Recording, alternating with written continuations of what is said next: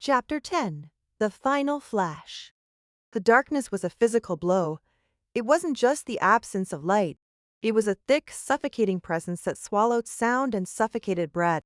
For a paralyzing moment, the only thing that existed was a frantic drumming of Liam's own heart and Sarah's sharp, terrified gasp beside him. The house, which had been playing a symphony of terror, fell utterly silent. The game was over. They stood frozen at the base of the stairs, blind and exposed.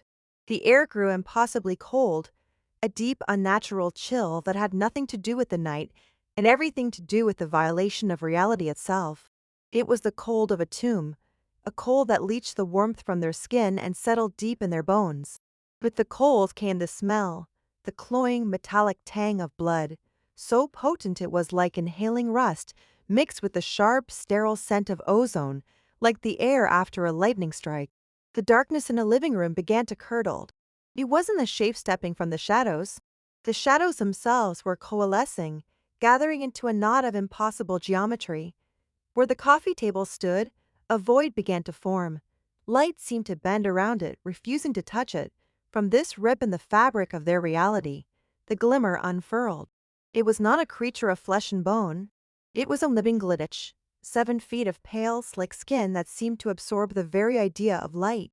Its limbs moved with a horrifying fluidity, bending at angles that bone should not allow, its form shifting and stuttering like a corrupted video file. It had no face, only that smooth, terrifying blankness that was a canvas for their deepest fears.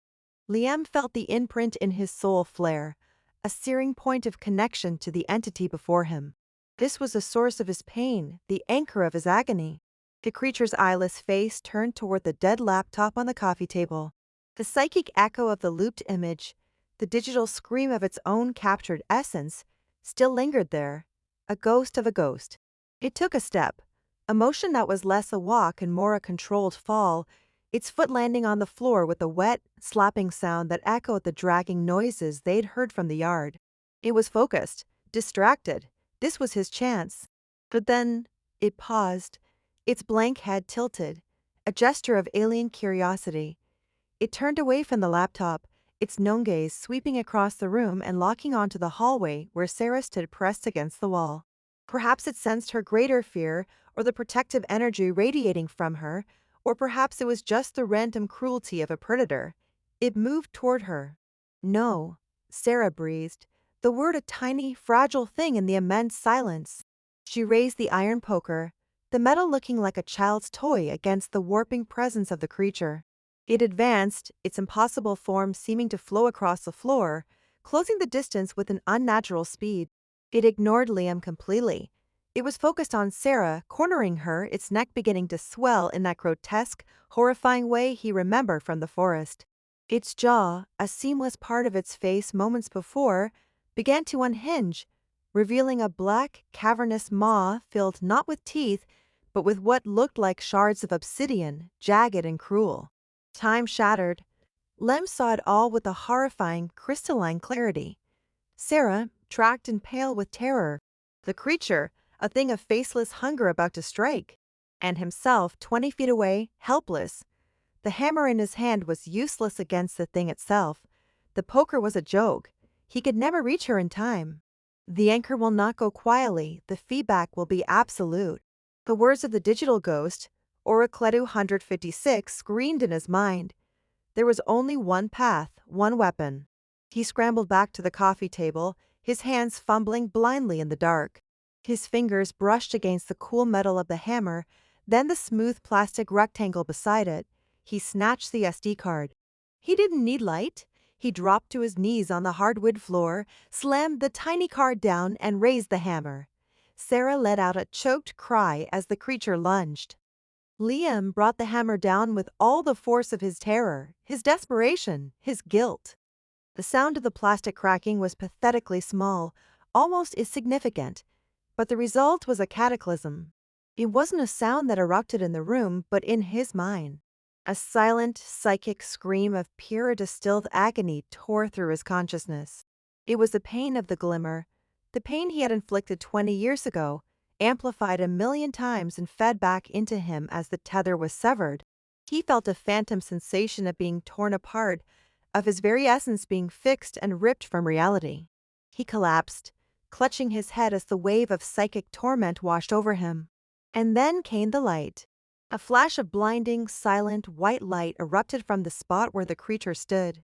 It was brighter than the sun, a sterile, absolute white that bleached all color and shadow from the world. For a single, eternal second, the entire living room was illuminated. In that flash, Liam saw the glimmer. It was no longer a smooth, cohesive form. It was coming apart. It flickered and distorted, its pale skin breaking into a cascade of digital artifacts.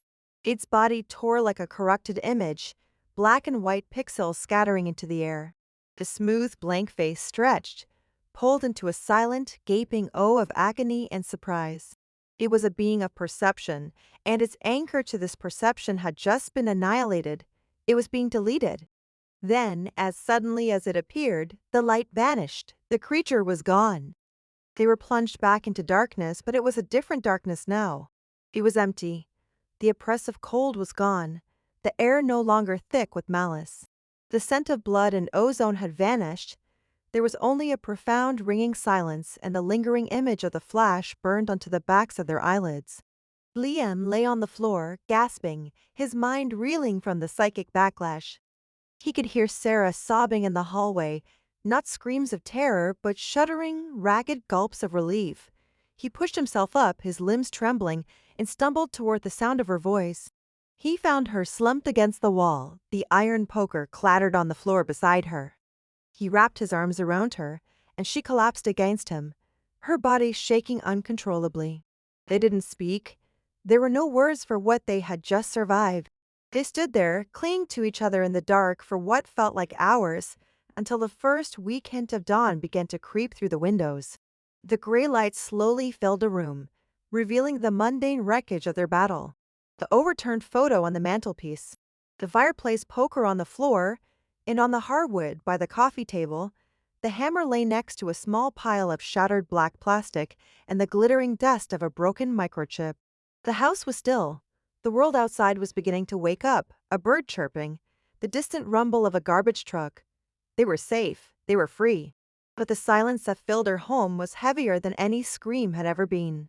It was the silence of a void, a permanent hollow space in their lives left by the thing that had once lived in the frame. The horror was over, but the haunting was now a part of them forever.